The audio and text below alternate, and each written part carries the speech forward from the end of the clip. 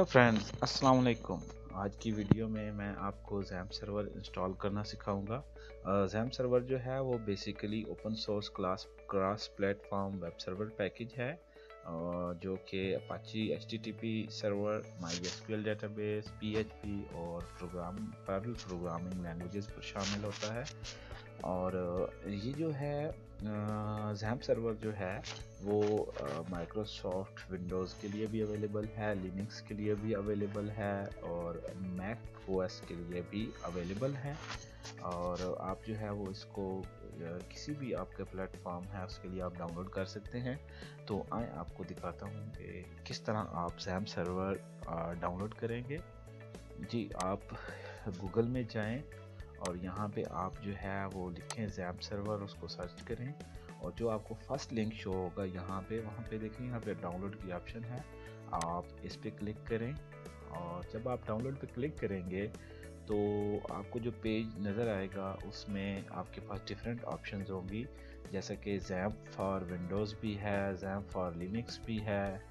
और क्योंकि मैं जो है वो विंडोज़ यूज़र हूँ तो मैं अपना विंडोज़ के लिए डाउनलोड करूँगा। आप जो है वो कोई भी वर्जन इसका डाउनलोड कर सकते हैं। कोशिश करें कि आप कोई भी लेटेस्ट वर्जन जो है वो इंस्टॉल कर लें, जैसे कि यहाँ पे लेटेस्ट वर्जन जो है वो 8.0.0 है।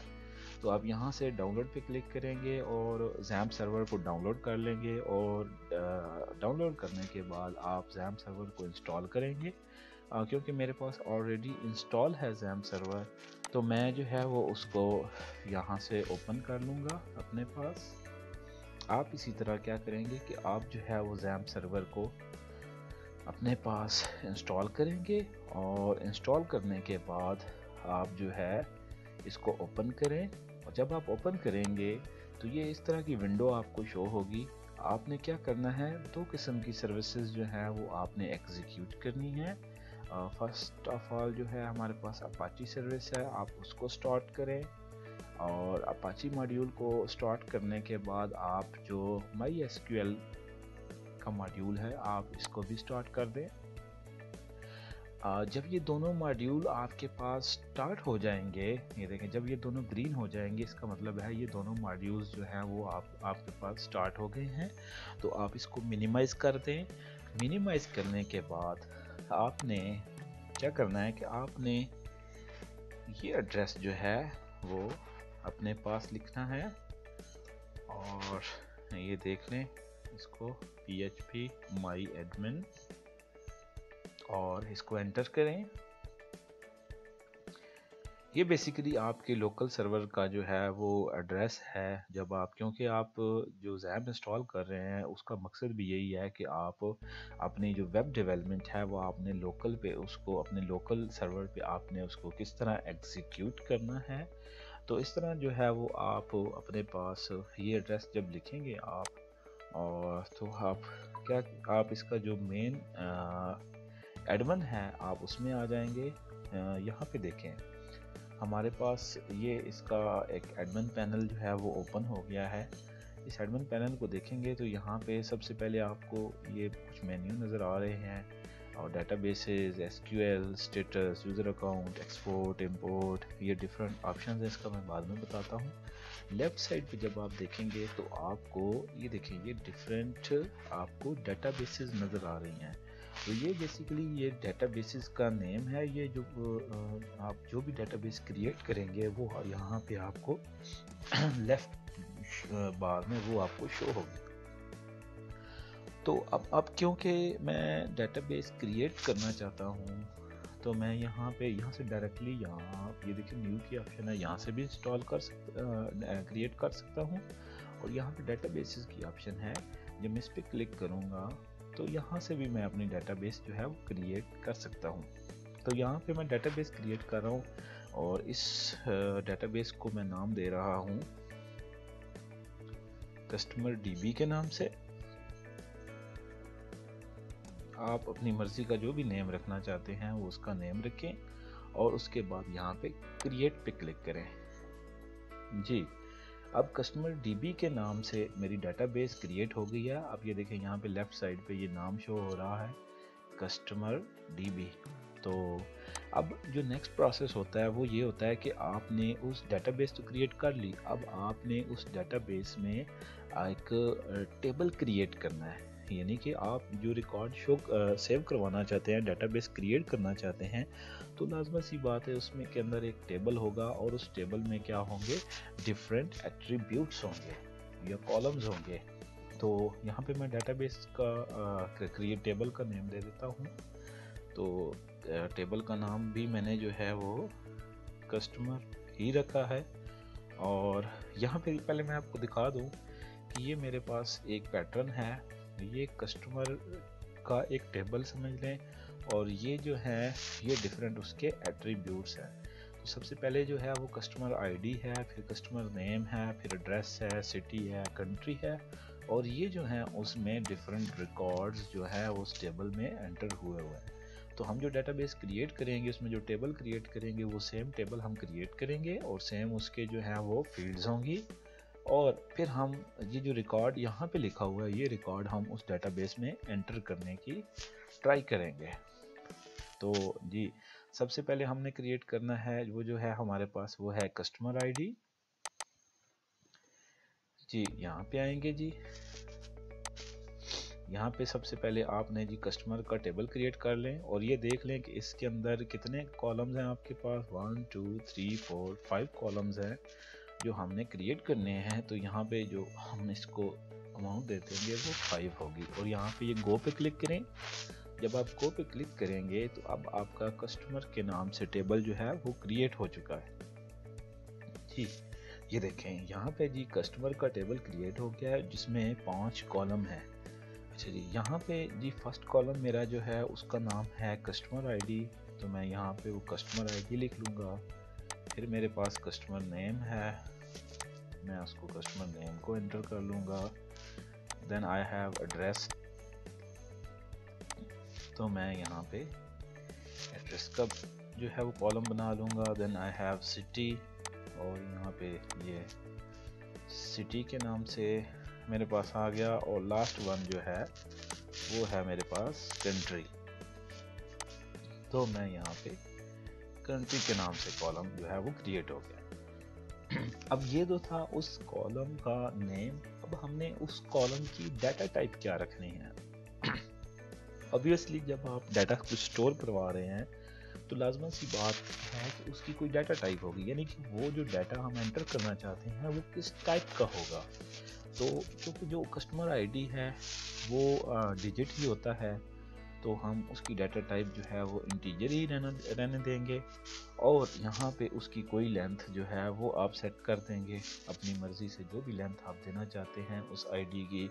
लेट्स सपोज मैंने यहाँ पे जो है वो 1025 सेलेक्ट कर दिया है, तो ये क्या होगा कि इसकी जो साइज़ है वो अब 25 यहाँ पे डिफाइन होगी। अब एक और बात, अब जो आईडी होती है वो एक किस्म का ऑटो इंक्रीमेंटेड नंबर होता है, यानी वो प्राइमरी की होती है। प्राइमरी की तो आपको पता है कि जो भी यूनिक आईडी होगी, जो यूनिकली आइडेंटिफाई कर रही होगी उस रिकॉर्ड को, उसको प्राइमरी की कहते हैं। तो यहाँ पे जो कस्टमर आईडी है उसको हमने एज अ प्राइमरी की रखा है।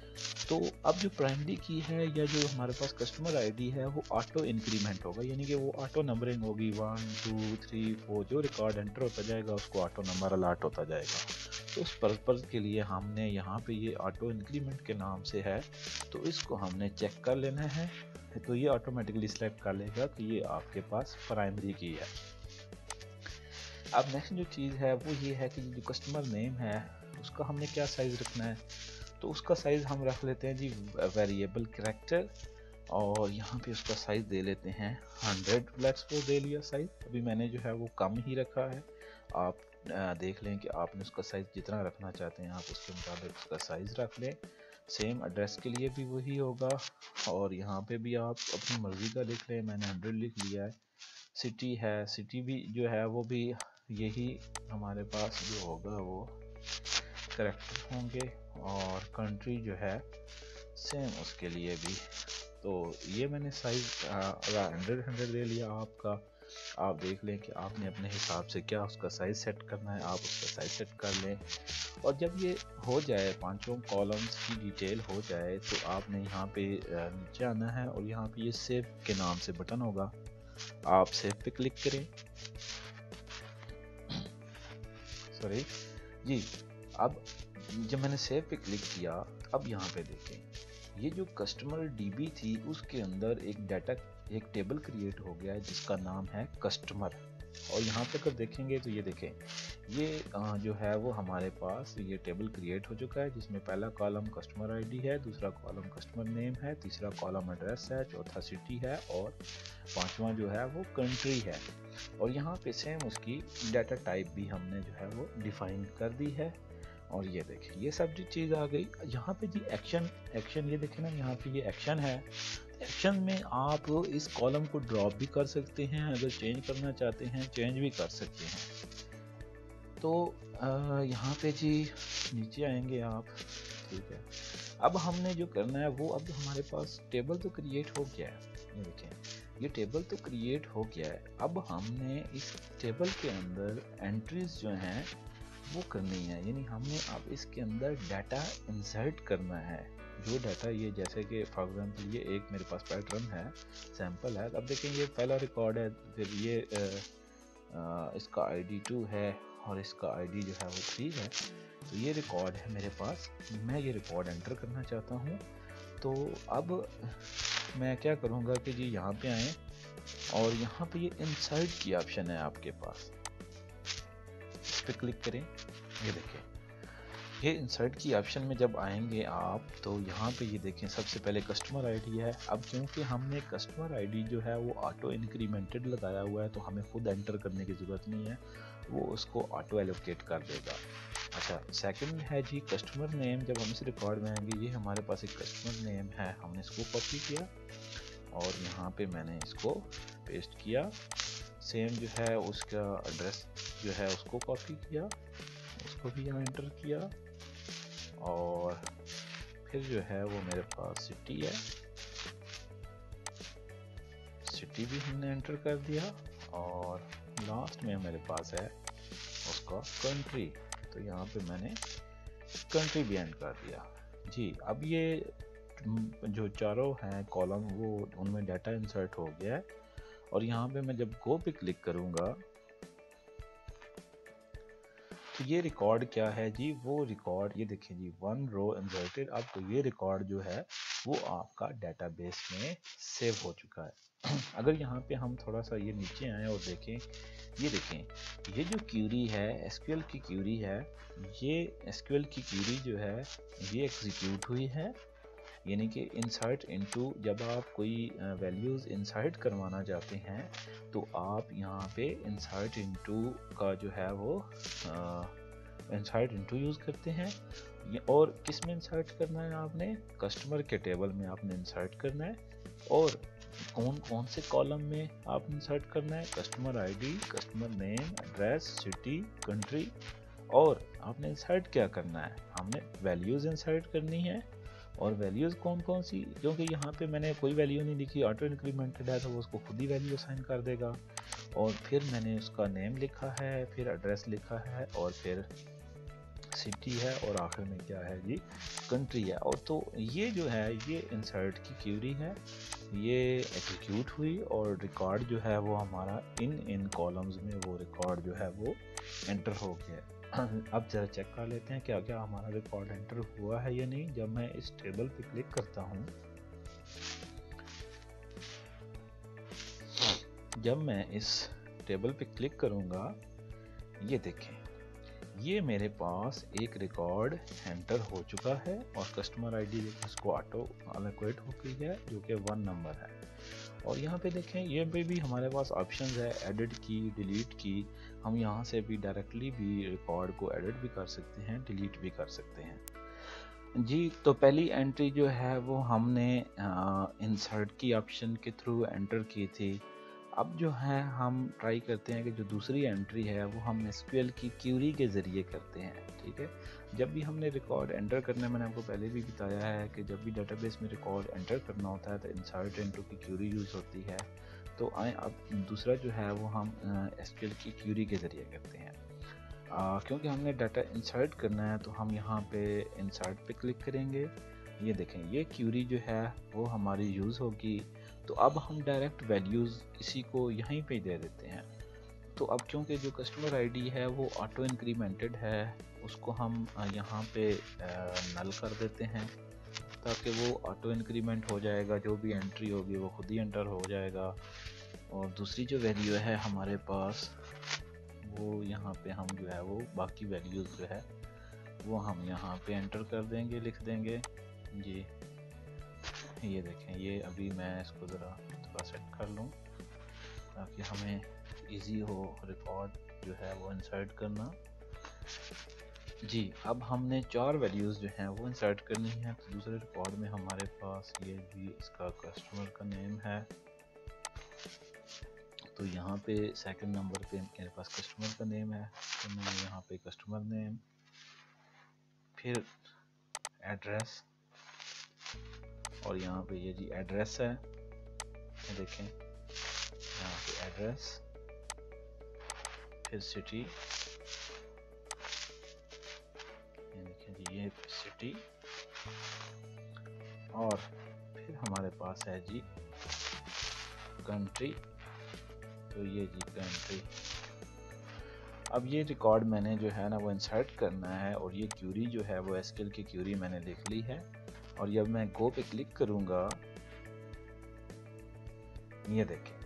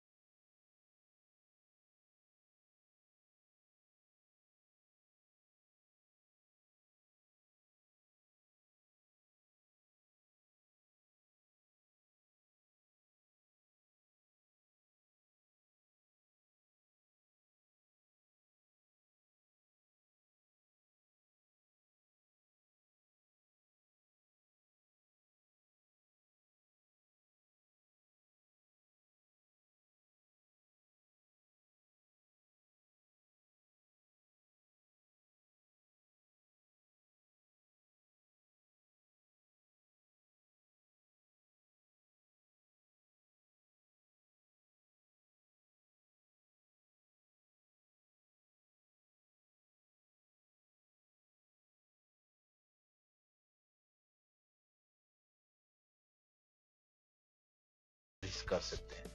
यूजली तो एंट्रीज तो आपकी जो होनी है वो आप जो भी प्रोग्रामिंग लैंग्वेज है लाइक PHP, वो तो आप उसके स्क्रिप्ट के थ्रू आप जो है वो एंट्रीज एंटर करवाएंगे। अभी मैंने आपको डायरेक्टली यहाँ बता दिया कि यहाँ पे आपने एंट्रीज कैसे एंटर करनी है। तो आज की हमारी वीडियो जो है वो यहीं तक थी। इंशाल्लाह नेक्स्ट वीडियोस में मैं आपको डिफरेंट चीज़ें जो हैं वो उनके मुतालिक बताता रहूँगा। आप नेक्स्ट वीडियोस देखने के लिए हमारे चैनल को ज़रूर सब्सक्राइब करें, ताकि हमारी जो भी न्यू अपडेट्स हैं, जो भी न्यू हम लर्निंग की टेक्निक्स हैं, वो आप तक पहुँच सकें। ओके जी, अल्लाह हाफिज़।